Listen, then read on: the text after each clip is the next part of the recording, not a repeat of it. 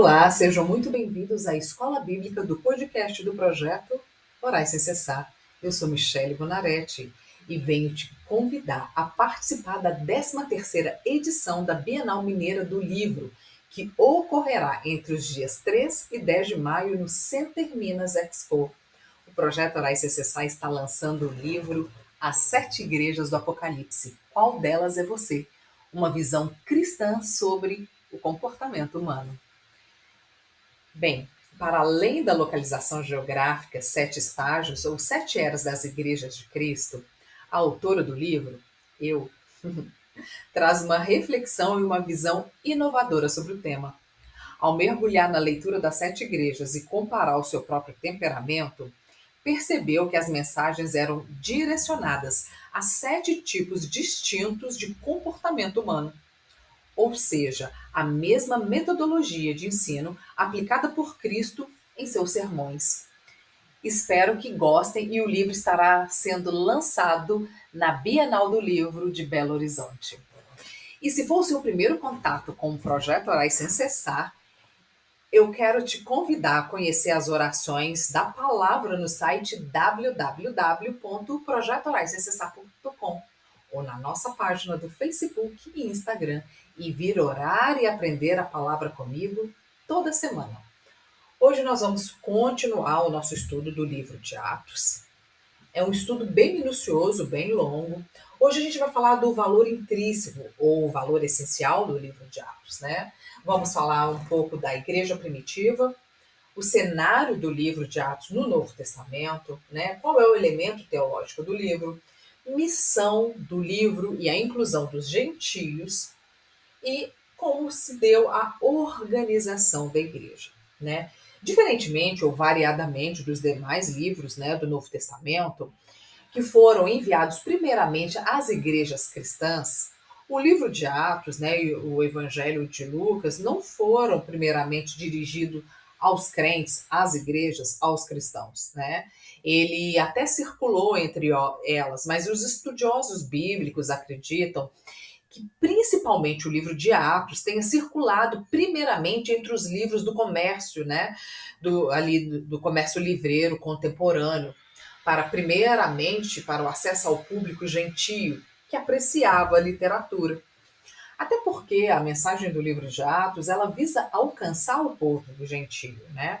Ao que tudo indica, deve ter tido algum espaço entre a primeira publicação de ambos os livros, né? O Evangelho de Lucas e depois Atos, e a sua circulação nas igrejas como um documento cristão.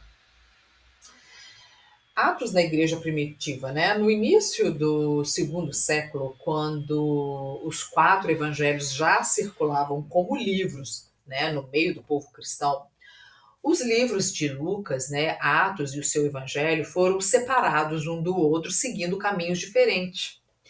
O livro de Lucas, por ser incorporado, né, ali o evangelho aos demais evangelhos, ele foi difundido igualmente como os outros evangelhos, lhe garantindo ali um futuro certo entre os 4. Já o livro de Atos circulou no meio das igrejas juntamente com as cartas paulinas, a partir do século I, onde as pessoas já possuíam o hábito de colecionar os escritos, né, da leitura, do estudo. A gente pode ver no livro de Atos, né, que ele salienta a vida de Paulo. Lucas fala muito de Paulo, né, os seus feitos, a sua fé, a sua devoção, para que Paulo não caísse no esquecimento nas gerações, né, futuras que seguiu após a morte dele, né? Talvez por isso Lucas frisa ali a importância do evangelismo de Paulo, testificando ainda com o trabalho e a cooperação, né, entre os outros apóstolos. Lucas ainda destaca ali o apóstolo Pedro, fala muito dele no início do livro, né? O fato de retratar a vida do apóstolo Paulo minuciosamente justificou a inclusão, né, de escritos não paulinos, a coleção paulina, né, no volume das Santas Escrituras. E foi a partir dessa época que o livro passou a ser conhecido como os Atos dos Apóstolos, né? O valor, né, do livro no cenário do Novo Testamento, né? A gente pode perceber que o livro de Atos forma uma sequência natural entre os 4 evangelhos. Tem gente até que fala que você primeiro tem que ler Lucas e emendar ali o evangelho de Lucas em Atos para depois voltar e ler João. Até porque o livro é uma sequência do evangelho de Lucas, né? De Lucas. E para as epístolas de Paulo, o livro de Atos faz ali um fundo histórico, né? Ele começa ali dando uma introdução. Até os dias atuais, a gente ainda vê, né? Nós podemos perceber dúvidas com relação às escrituras no que diz respeito à data, exatidão dos fatos, dentre outros, né? Luca poderia ter sido bem pior. As pessoas hoje ainda questionam muito: será que isso aconteceu, né? Será que de fato isso aconteceu? A data disso, quando isso ocorreu e tal. Mas Lucas forneceu com certa exatidão e precisão as informações. Podemos ver ali quão minucioso, né, são as informações que o livro de Lucas oferece. De fato, a narrativa do livro de Atos torna um livro de informações do mais alto valor para uma fase extremamente significativa da história da igreja e da civilização mundial, quando ele descreve, inclusive, ali a viagem de Paulo, né? Lucas é realmente detalhista.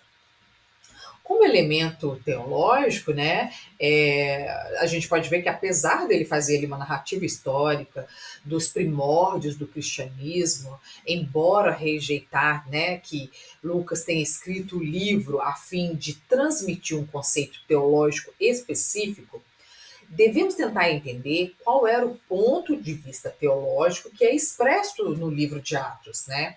A gente vai analisar aqui e falar sobre alguns. O primeiro, para mim, sem dúvida, é mostrar a continuação do propósito de Deus na história. Pois a história registrada no livro é considerada uma continuação dos atos poderosos de Deus registrados lá no Antigo Testamento e do ministério de Jesus. Claramente falando, o livro de Atos registra a história da salvação, né? E para melhor compreender, a gente pode observar o seguinte: a Igreja de Cristo, né, toma vida ali no livro de Atos, cumprindo as escrituras. As profecias do Antigo Testamento, elas são demonstradas no livro de Atos, como, por exemplo, o derramamento do Espírito Santo, que é descrito logo ali no capítulo 2, né? Que está escrito. Mas o que ocorre é o que foi dito por intermédio do profeta Joel. E acontecerá nos últimos dias, diz o Senhor, que derramarei do meu espírito sobre toda a carne. Vossos filhos e vossas filhas profetizarão. Vossos jovens terão visões e sonharão os vossos velhos. Até sobre os meus servos e sobre as minhas servas derramarei do meu espírito naqueles dias e profetizarão.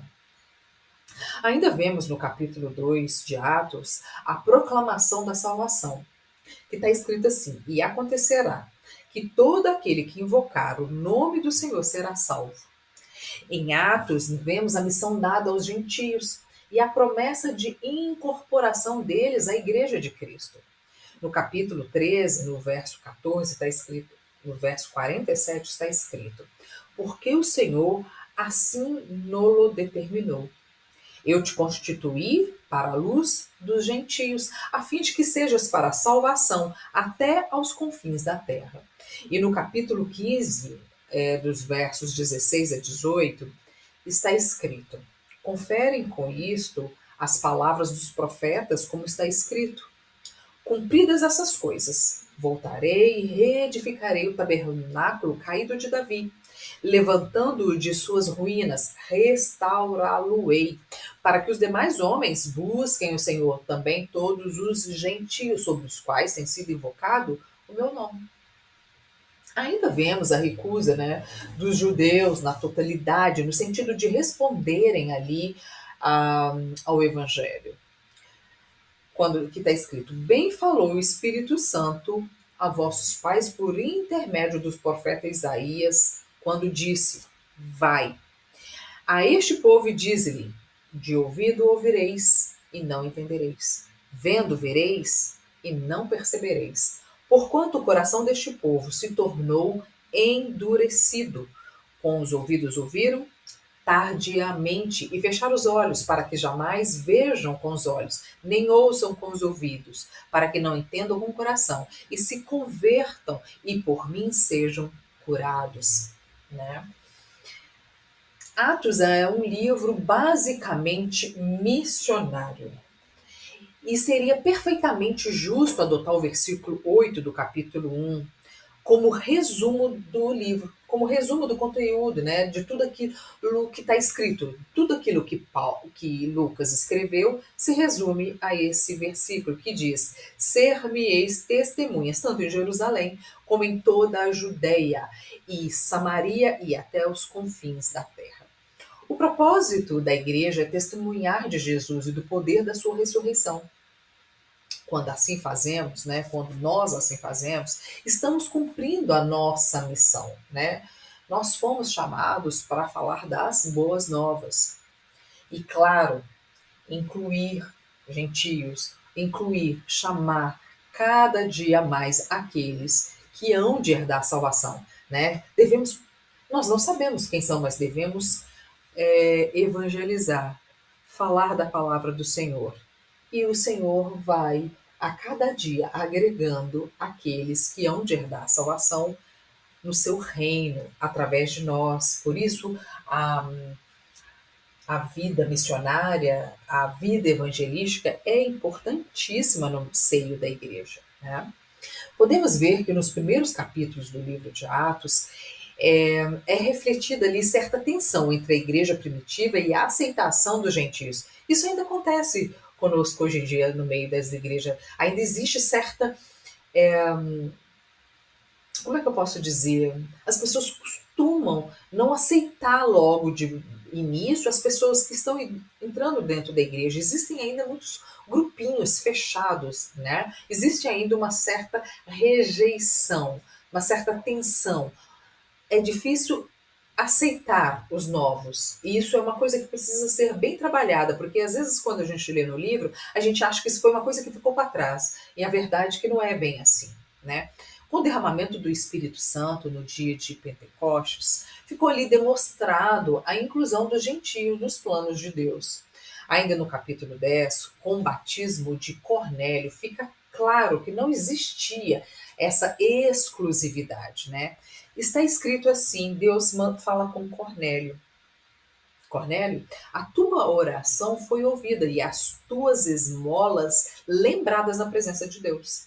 Manda, pois, alguém a Jope a chamar Simão por sobrenome Pedro. Acha-se este hospedado em casa de Simão, curtidor, à beira-mar. Portanto, sem demora, mandei chamar-te e fizeste bem em vir. Agora, pois, estamos todos aqui na presença de Deus, prontos para ouvir tudo o que te foi ordenado da parte do Senhor. Então falou Pedro, dizendo: Reconheço por verdade que Deus não faz acepção de pessoas. Pelo contrário, em qualquer nação, aquele que o teme e faz o que é justo lhe é aceitável. Amém por isso, né? Ainda no versículo 44 está escrito: O Espírito Santo desce sobre os gentios.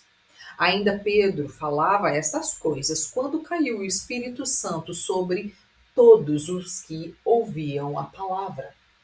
E os fiéis, que eram da circuncisão, que vieram com Pedro, admiraram-se, porque também sobre os gentios foi derramado o dom do Espírito Santo.